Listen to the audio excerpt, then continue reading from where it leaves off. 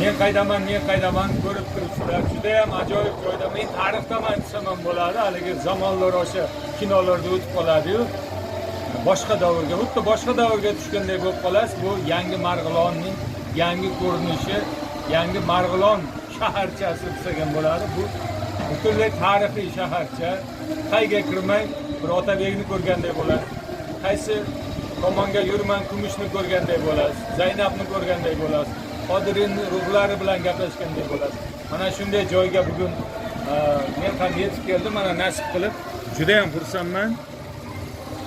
Mana shunday binolar binoga kelyapti. Mana shunday inshootlar qad ko'taryapti. Albatta bularning hammasini negizida, mazmunida, mag'zida xalqimizni tarixga bo'lgan, xalqimizni milliy urf-odatlarimizga bo'lgan an'analariga yana ham sodiqligini rivojlantirish, kuchaytirish, vatanga, yurtga mehr-muhabbatni oshirish maqsadlari ko'zlangan.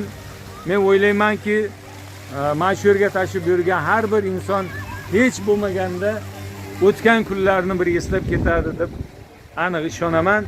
Ayniqsa kutubxonaga kirganda bu yerda o'zimizni milliy kitoblarimizdan tashqari butun jahon adabiyoti mana shu yerda qanot yozgan. Albatta tashrif buyurgan o'quvchilar, muxlislar, ziyoratchilar, sayohatchilar mana shu kitoblarga qo'l uradi degan juda katta ishonchimiz, umidimiz bor.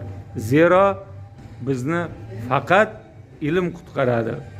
Ilm najot ilmdan deyishgan bobolarimiz. Shuning uchun tashrif buyuring, ko'ring o'z ko'zingiz bilan, his qiling va albatta ruhlaning, xursand bo'ling.